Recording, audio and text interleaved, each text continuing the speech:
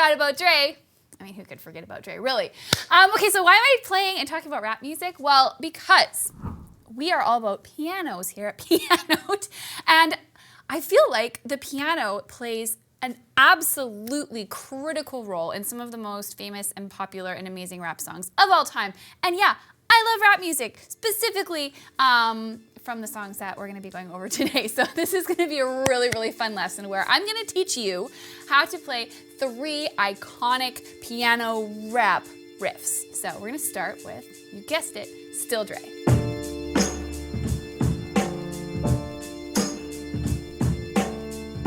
All right, now the great news is this is so simple and very repetitive, and that's a theme that you're gonna notice in these next 3 little rap riffs. So we get this repetitive song, and so the piano part ends up being incredibly catchy. So learning these will not only make you sound super cool, like you know your rap music, it will also help you to develop an ear for how to actually put together some really catchy piano sounds when you're making your own compositions or chording. So the first shape we need for this one, so this is actually a B flat minor chord. We're just inverted in first inversion. So if you can play D flat, F, and B flat, you are rocking and rolling. So this is our first shape, and all you have to do is so simple. 1, 2, 3, 4. And you can count the ands if it makes it easier. 1 and 2 and 3 and 4 and. Piece of cake. Then you're gonna drop your thumb down just a half step to C. So these guys stay exactly where they are. That's what we're doing. So I'll count you through that. I'll talk you through that. We'll go back to this position. So D flat, F and A. 1 and 2 and 3 and 4 and drop the thumb. 1 and 2 and 3 and 4. And so that move, that switch is happening at kind of a weird spot. So just be mindful that it's happening on the and. Let's do it one more time. 1 and 2 and 3 and 4 and 1 and 2 and 3 and 4 and that final shape we land in, I use my forefinger here because it just feels the most organic from this spot, is actually an inverted F minor chord. Pretty cool. So we gotta add our left hand in now, and then you've got the whole entire song, which is super awesome. So we're gonna begin with the B flat here. So we're just gonna play, I'm gonna play an octave, but if this is not a cool shape for you, you can just play the single note anywhere you want. Here we go. 1 and 2 and 3 and 4 and 1 and 2 and 3 and 4 and. So I'm gonna let you see, and then I'll talk you through when you've gotta do those changes.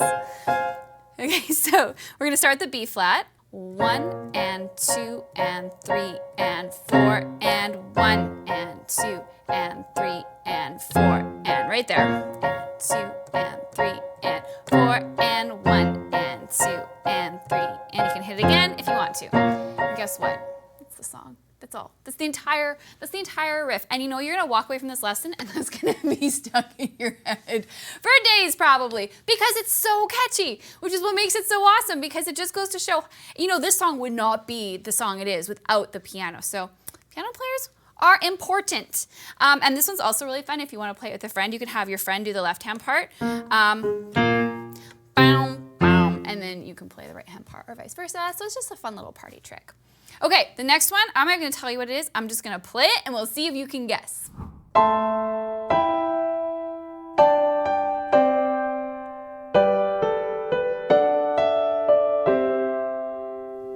Okay, come on. You gotta know it's Tupac. I feel like if you're busting this out at a party and you play Still Dre and then you come up with this, you're just gonna become like even more cool. Tupac, secretly my most favorite rapper of all time. So you guys are learning some fun facts about Lisa today. I used to listen to Tupac as a kid, but I was raised in a very conservative home, so I wasn't actually allowed to listen to Tupac. So we'd put his CD in a different CD case, like from church music. And then we'd hide it. Me and my best friend, we'd hide it and listen one ear at a time in our little Discman and oh my goodness, that's a whole other story. Okay, let's teach you how to play that because this one's actually super fun and it's gonna make you sound like a pro because it sounds more complex than it actually is. So we're gonna start here, which is technically an A minor in second inversion. So you want E, A, and C. And then we're gonna move to an E minor chord. And to do that, it's really smooth. All we have to do is move our top 2 notes each down 1. And now we're in a root position E minor. So let's do that. Just to get the feel for it. The next chord we're gonna go to is a D sus. So we're gonna just play these guys. So D, G, and A. And then we're gonna hit that G independently. And then we're gonna land on this, which is a C2, essentially. Kind of looks, you could call it a C sus2 as well. So I'm gonna go really slow and just show you that part again. A minor, E minor, D sus, this is sus4, hit the G, and then land on C, D, and G. So that's step 1. We can do that, right? Okay, so once you're comfy there, there's a little bit more to add on to it. We're gonna work with a first inversion G chord. So B, D, and G. And then this is maybe my favorite part. We're gonna move that bottom note down and up. I'm gonna demonstrate it for you in context just one more time so it makes a little bit more sense to your ears. So here's from the beginning. Then here's our G. So you feel that little movement? And then we're gonna go to a D in second inversion, walk down, and then here's the final chord. Okay, so it seems like a lot, but I'm gonna do it with you again real slow, talk you through it. Once you're in the zone, you're golden. So A minor, second inversion, and my left hand is just matching the root notes. It doesn't have any fancy things to do. So just follow along with the left. You can add that in later if you need to. E minor in root position, D sus4, so, and then you're gonna hit C sus2. Then I'm gonna go to G in first inversion, so from here, it's just a matter of moving my thumb down 1 step. Oop, wrong note here. There's my C. So move down to the G, A, B, right? That's that first inversion shape allows us to do that. Now I'm gonna anchor my 2 finger on the D. I'm gonna play A and F sharp. Okay, and then walk the melody down, E, D, and then we're gonna land on a second inversion C chord. So I simplified this a little teeny bit for you just to make it easier, but no one will notice. I'm gonna play that one more time at speed so you can get a feel for it.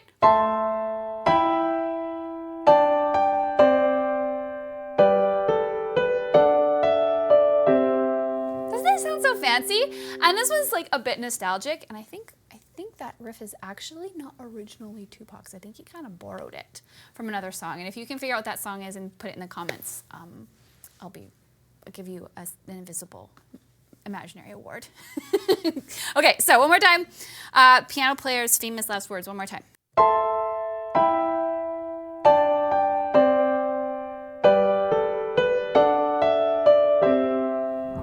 Changes, and to add the final little piano rap motif, I don't even really know what to call it, motif, lick, theme, whatever it is. We've got one more. It's a little bit more modern. This is a Macklemore. So, and the reason I picked this one is because it's not a super intense song, and the riff itself is it's slow and it's pretty, and I feel like it might just inspire you to kind of come up with your own ideas. And I'm going to talk a little more in this example about, how chord shapes and chord structure is being used to just create something super, super memorable. So you'll get some tips on how maybe you can create your own themes. All right, so we're going to be looking at Same Love by Macklemore.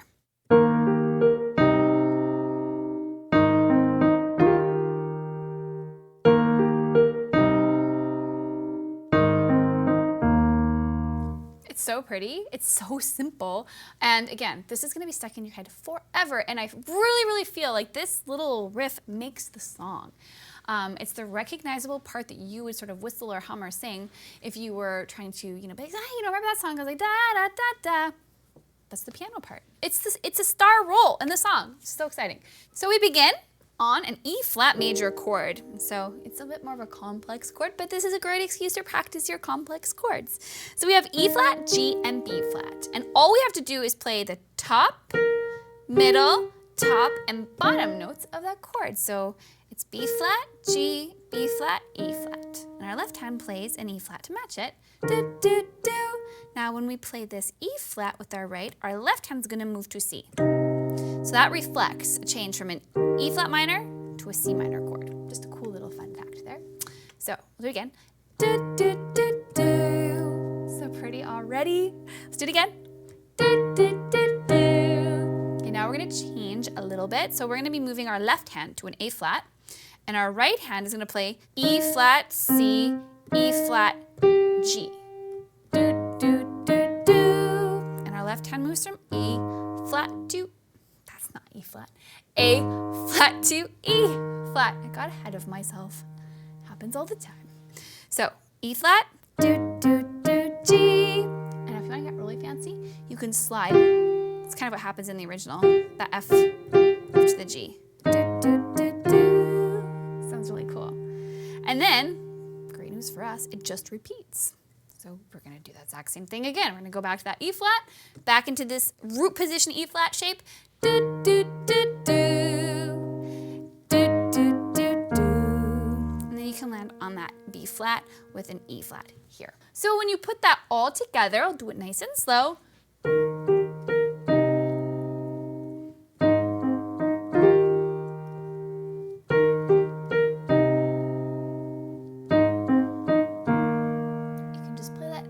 Over and over and over and over, and you've got the song. Or at least, you know, the catchy part that's gonna get stuck in people's heads. So if you sit down at a piano and just kind of bust that out, it's gonna be impressive. Even if you play it like up high, sounds really nice here. Right? It's just lovely. And so the point I wanted to make here is the chords are really simple. This is what we're basing this off of. And the theme, what was built out of this, was just taken from those chord tones. So the composer went, so that's just part of an E flat to a C minor, and then they took chord tones from the A flat that they're moving to, and then they took chord tones from the E flat that they're moving to next. So what ends up happening is this, there's no fancy formula. There's no like, you know, you have to do this and substitute this for that and go over here. It's literally just the notes of the chords that belong to the progression of the song. And really, it's E flat, C minor, and A flat. Those are 3 chords. So when you want to come up with your own cool, fancy riff ideas, think about that. Think about picking your 3 favorite chords, putting them into a rhythm, and then picking notes that just, you got 3 notes per chord to pick from. Put them in an order and see what you can come up with to make this your very own. So my homework to you, first of all, go bust these tricks out at a party. And secondly, see if you can create your own. So thanks for watching and happy practicing.